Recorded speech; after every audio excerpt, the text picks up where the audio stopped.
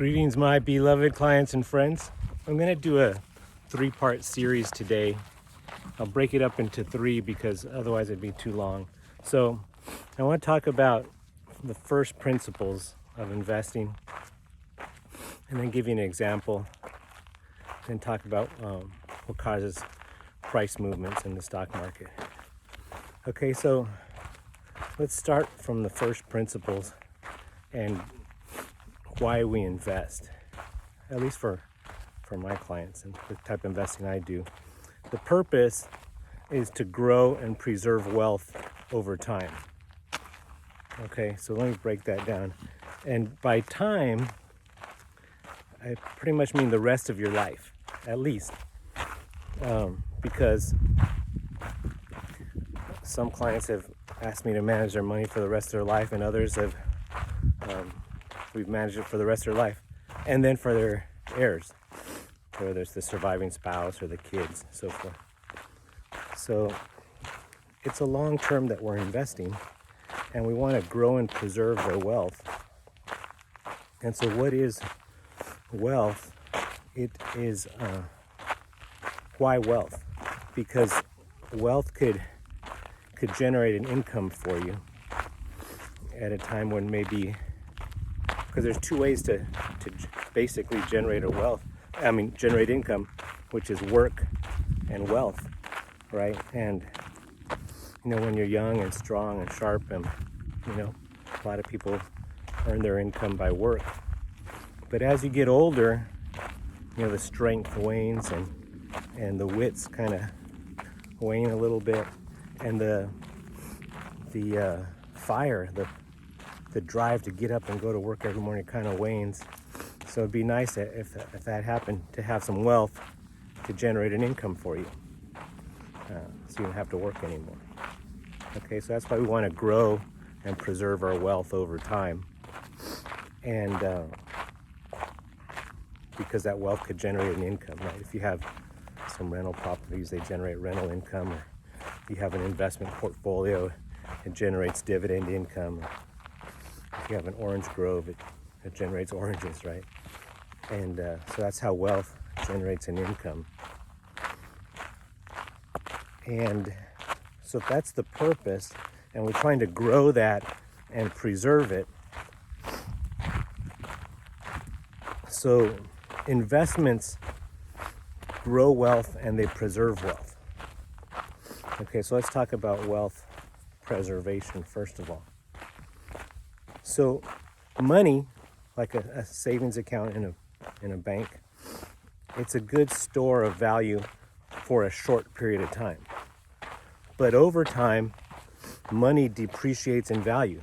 That's called inflation, right? You used to be able to buy a house for $300,000. Now it takes $600,000 to buy the same house. And you could look at it because the house has gone up, but really it's because the money has gone down, right? Over time, money buys less houses, it buys less cars, it buys less labor, it buys less hamburgers, because it's depreciated in value. So it's not a good store, long-term store of value. Investments are. Because let's say you had that in a house, that house would go up in time. And really it's maintaining its value. It's just the money that's going down and the house is not going down. Because in general, people would spend 30% of their income on housing, and that stays fairly constant.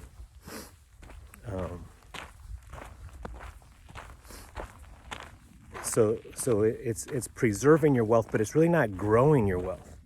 Kind of recently it is, because people used to spend 25% of their income, then they were spending 30% of their income, then they're spending 35% of their income. Now they're spending close to 40% of their income on housing. So in a way, housing is growing faster than income, and it's growing, but it's really not, because if you bought a 3-bedroom, 2-bath house 20 years ago, 20 years later, it's still a 3-bedroom, 2-bath house. right? So it didn't really grow your wealth, it preserved it. but it didn't grow it. It didn't over time become 2 houses or become a 5-bedroom house, not without you infusing more capital into it, right? And that's what makes corporations a really good investment, and stock in corporations a good investment if they're good corporations. And because corporations grow over time. So let me give you an example. A company that we were looking at in the office this week is Starbucks. And Starbucks owns, so if I'm an owner of Starbucks stock, I'm a part owner of 34,000 Starbucks stores. And in the last quarter, fourth quarter, they opened 484 more stores. Okay, so my wealth basically went from 34,000 stores to 34,484 stores. It grew. And guess what? A few quarters ago, they didn't come to me and say, "Hey, Jonathan, you're part owner of the company. We're planning on opening up 484 more stores, and it's going to take some money. So we're going to ask you to kick in some because you're going to be part owner of the new stores too." Guess what? They didn't do that. They opened 484 more stores. My wealth grew, and I did not have to contribute any more capital. So how'd they get the money to open up 484 stores? Well, those 34,000 stores are so profitable that after they paid their expense, they got enough money left over, 1, to pay me a dividend, and 2, to open up 484 more stores in a quarter. That's over 150 new stores a month coming online. And that's going to keep happening every month. So it's over time, my wealth is growing. Let's say 10 years ago, I bought Starbucks, and that represented an interest in 16,000 stores. And over 10 years now, it represents an interest in 34,000 stores. So do you see how it would grow my wealth over time? And the other thing, it pays a dividend. And that dividend is going up every year. It has been. So right now, if I own a share of Starbucks, I get a quarterly dividend of 49 cents for each share I own. Last year, they were paying me 45 cents for each share I owned. So they gave me a 10% raise. The year before, it was paying 40 cents for every share I owned. Another 10% raise. So my income was going up 10% a year. The government bonds don't do that. Right? Social Security doesn't do that.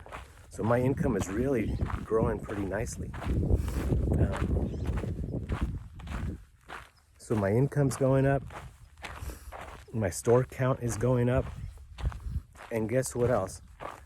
The beautiful thing about Starbucks is their product is addictive. Right? Once you go to Starbucks, if you go a few days in a row and then you don't go the 4th day, your body's going to get mad at you and give you a headache. So you have to go. Right? So, and the price of that cup of coffee is what economists call inelastic.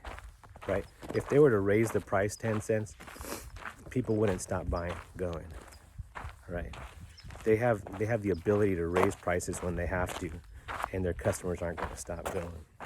So in a time of inflation like this is now, if their costs go up, they could just raise their prices and still be profitable. So their sales keep up with inflation, right? If they sold 1 million cups of coffee, a few years ago they were selling those at $3, and now they're selling them at $4 or whatever.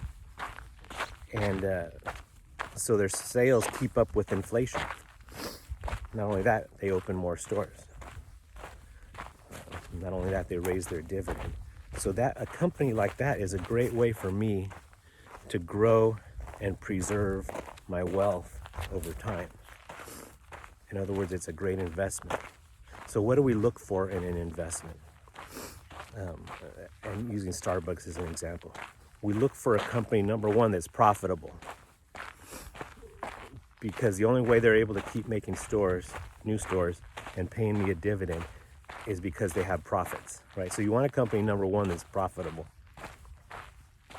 And you want a company that is able to expand, like they have a runway, right? Starbucks could go, there are still corners around the world, street corners, that don't have a Starbucks, right? They're expanding greatly in Korea and China and the Asian market. So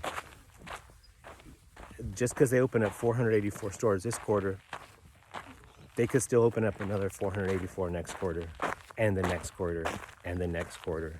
So you want a company that has the ability to generates positive cash flow and has a place to invest that cash flow. And I think of the example of Alexander the Great. I was reading his biography, and so he was this great general, and he started in Macedon, and his dad was the king of Macedon, and he expanded the kingdom. He conquered Greece, and then Turkey, and then he started going east. So he got into the Middle East, Palestine, and so forth, and Persia, and he kept going east and expanding the empire. And he got to I believe it was the Indian Ocean, and he ran out of land, and he had hit water, And the book said at the age of 32, Alexander the Great lay on his bed crying because there were no more worlds left to conquer. Right? He ran out of the next kingdom to go after. So you want to be careful of that. You don't want to buy. At some point, Starbucks will hit the Indian Ocean and run out of worlds left to conquer, right? And then at that point, how are they going to keep growing? So, but while they still have land in front of them, a runway in front of them, we like it as an investment, and it could continue that way for many, many years. You think of other companies that have the ability that are profitable, and they use that profit to not only pay me a dividend, but also to grow their footprint. Like Home Depot, they could keep opening new Home Depots. McDonald's, they keep opening new McDonald's. Disney, they could keep coming out with new movies, and each of that movies becomes an annuity as they create a new character, and then it's not just a couple weeks that movie's in the theaters, but that character becomes a ride, and it becomes a little logo on somebody's backpack and t-shirt and tennis shoes and toothbrush and cookies, and it's just an amazing money printing machine that when are kids gonna stop wanting to go to Disneyland? When I was a kid, I wanted to go, and my kids were kids. They wanted to go, and now my grandkids want to go, and guess what? When my grandkids have grandkids, where are they gonna want to go? Okay, so that's a company that will grow and preserve your wealth over time. Or Costco, how do they expand? Well, they could open up more Costco's, but then they have another thing they do. A few years ago, people would say, man, they'd go buy their groceries at Costco, and they said, I can't walk out of Costco without spending $100. But then Costco started expanding their product offerings so that the stuff that you would normally buy, let's say at Target or CVS, now you could buy it at Costco too. So instead of having to go to Costco and Target and CVS, you could just buy it all at Costco, right? And then next thing you know, the stuff you would normally buy at Best Buy, you could also buy at Costco. You could buy your TV there, and your refrigerator, and your electronics. Now you could buy your tires there, and you could buy your prescription drugs there, and you could buy your vacation there, and you could buy your furniture there. And so as they expand their share of my wallet, and over time people say, well, shoot, I get out of Costco without spending $200. Next thing you know, they say, well, I can't leave without going to Costco without spending $400 because they sell everything I need. So that's how they are growing and preserving your wealth over time, by expanding those product lines. Another one would be like Procter & Gamble. Right, they start by selling shampoo, and they make a profit, and with that profit they buy the company that makes conditioner, and now they have a shampoo company, conditioner company, and with that profit they buy the one that makes body wash, and with that profit they buy the company that makes soap. They buy Dove, and with that profit they buy the company that makes toothpaste, Crest or whatever. And then they buy the company that makes toothbrushes, Oral-B, and then they buy the company that makes mouthwash, whether it's Scope or Listerine, whichever one they decide to buy. And they just go right down the grocery aisle, right? And they could keep going. And then they hop over to the next grocery aisle, and they buy the Heinz that makes ketchup, and they buy French's that makes mustard. They buy Best Food that makes mayonnaise, and they could just keep going. They've been doing this for decades, probably a century. They're kind of running out now. If you read their report, they buy companies and then they sell them, and they net. They're about level, so they're still a good place to preserve wealth. They're not growing it like they once were. They're kind of running out of runway. And so I've looked at companies like one I looked at was kind of Lithium Motors, and they own auto dealerships of many different brands. And they had in their quarterly report, they said, we've already earmarked the next 2,000 or 3,000 dealerships that we want to buy. We're just making money off the ones that we have, and little by little buying that. It'll take us a decade to buy all those. So there's a company that it still has worlds left to conquer, right? And TJ Maxx said something very similar in theirs. They've already earmarked the next 1,000 stores that they want to open up over time as the cash flow permits. So those are examples of how we grow and preserve your wealth over time. So you want a company that, one, has good positive cash flow, two, has a place to invest that cash flow and to get a good return on capital. And you would be amazed at what corporations are able to return on their capital. I remember in the 90s, I was calling on individuals and helping them invest, and markets were doing really good, and we'd say, hey, look, we could put together a portfolio of mutual funds that get you about a 15% return over time. And compared to a 3% savings account or a 5 or 6% CD, it looked pretty good. And so it was a easy sale per se. And then I started calling on some business owners, and I'd say the same thing. Put together a portfolio of mutual funds, get you a 15% return over time. That's what it's done in the past. And they would just be not interested at all. I could just see it on their face. And what I found out was that as a business owner, these people had opportunities, and that's what they were thinking in their head. They were thinking, well, shoot, why would I give this kid this money to get me 15% return when I could buy a container full of stuff in China for, say, $30,000, ship it over here and sell it for $60,000, double my money, and it takes about 3 months. And every other business owner was thinking the same thing in their own version of, whatever business they were in. The margins in business, if they can't double their cost, it's really not worth it to them. So that's what they're thinking. They're saying, in my business, I double my money. That's my return on capital. And I might be able to double that 2 or 3 times in a year. Why would I give this guy money and he's only making me 15% a year? So my point is that you would be amazed at the return on capital that companies have. So why not give them your capital so that you can get those kind of returns as well? So if a company has, like I said, good profits, has a long runway of projects in front of them that where they could continue to deploy that excess capital and get you those returns on capital, it'd be a good way to grow and preserve your wealth over time. So that's what we're looking for in a great company. And when we find them, we could hold on to them for a long time until they hit the Indian Ocean and run out of worlds left to conquer. So,